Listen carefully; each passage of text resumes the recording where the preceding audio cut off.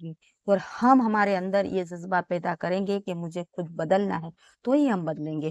قرآن جو ہے ہمیں بے حیائی سے روکتا ہے، قرآن جو ہے ہمیں تباہ اور برباد ہونے سے بچاتا ہے، قرآن جو ہے ہمیں عزت و احترام سے عزت سے رہنا سکھاتا ہے۔ اللہ تعالیٰ نے قرآن کے اندر انسان کی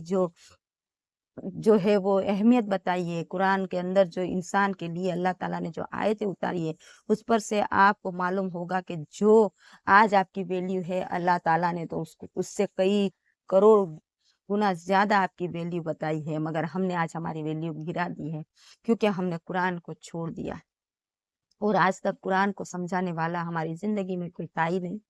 جو بھی ہمیں پڑھانے والے تھے اللہ اس کو جزائے خیر دے، انہوں نے ہمیں قرآن کو پڑھنا سکھایا، عربی پڑھنا سیکھ لیا تو بھی ہم بہت خوش ہو جاتے تھے کہ ہمیں عربی میں جو ہے قرآن پڑھنے آتا ہے۔ ہمیں قرآن جو ہے وہ پڑھنا سیکھ لیا، ہم نے ان کی آیتوں کو پڑھا اور غور کرنے کی بجائے ہم کیا کریں، ہمیں وہ جو ہے عربی سمجھ ہی نہیں آ رہی ہے۔ مگر آج جو ہے وہ ٹیکنیک کا زمانہ ہے، موبائل ہر بچے، ہر عورت، ہر بوڑھے، ہر بڑے کے ہاتھ میں قرآن مجید ہے، وہ جب چاہے وہ جو ہے جس کو لکھنا پڑھنا نہیں آتا وہ اسپیکر کے اوپر دبا کے اس میں ایک بار جو بھی بولے گا کہ قرآن جو ہے وہ تفسیر اور جو ہے ترجمے کے ساتھ۔ اور آج تو اے آئی کا زمانہ آ گیا ہے، اے آئی کے اندر آپ کو وہ جو ہے جیسے پہلے کے زمانے تھے قرآن کی جو آیتیں ہیں اس کی جو ہے ملتی جلتی ایسی ایسی تصویریں ڈال کے بناتے ہیں کہ آپ دیکھتے رہ جائیں گے۔ جب جنت کا تذکرہ آتا ہے، جب دوزخ کا تذکرہ آتا ہے، جب جہنمیوں کے بارے میں بولتے ہیں، جب جنت کے بارے میں بولتے ہیں گے، اور جب آپ ہر سورت کی ایک ایک آیت پہ اے آئی کی جو ویڈیو دیکھیں گے تو آپ دنگ رہ جاتے ہوں گے اور دیکھتے بھی ہوں گے، مگر ایک ایک آیت جب دیکھیں گے تو آپ کو اتنا سمجھ نہیں آئے گا کیونکہ قرآن جو ہے وہ آپ جس طرح سے فلم دیکھتے ہیں تو اس میں جب آپ شروع سے لے کے آخری تک جب دیکھتے ہیں تو پوری فلم کی سٹوری آپ کو سمجھ میں آتی ہے۔ اسی طرح سے جب آپ قرآن مجید کو تھوڑا بھی پڑھ لیں گے، سورہ بقرہ تک بھی آپ نے اگر ترجمے اور تفسیر کے ساتھ سیکھ لیا تو آپ کو معلوم ہوگا کہ اللہ تعالیٰ ہمیں کیا بتا رہے ہیں، ہم سے اللہ تعالیٰ کیا چاہتے ہیں اور ہماری زندگی کیا ہے۔ آپ کو بہت جو ہے وہ سمجھ آنے لگے گا اور آپ اپنی زندگی بہتر کر سکیں گے۔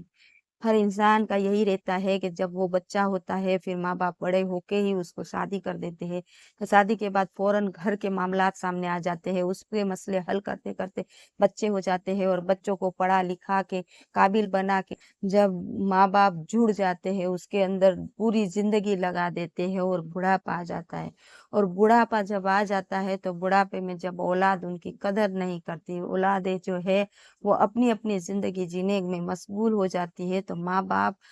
اندر اندر ہی بہت ہی افسوس کرنے لگتے ہیں، رونے لگتے ہیں، یہاں وہاں سب کو پکڑ کے بتانے لگتے ہیں کہ میں نے میرے بچوں کے لیے پوری زندگی لگا دی، میں نے میرے بچوں کے لیے ہر ممکن کوششیں کی، مگر آج جو ہے میرے بچے کے پاس اتنا بھی ٹائم نہیں کہ وہ مجھ سے پوچھے کہ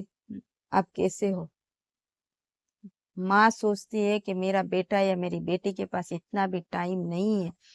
کہ مجھ سے پوچھے کہ آپ کیسے ہو، آپ نے کھانا کھایا کہ نہیں، آپ کی طبیعت اچھی ہے کہ نہیں،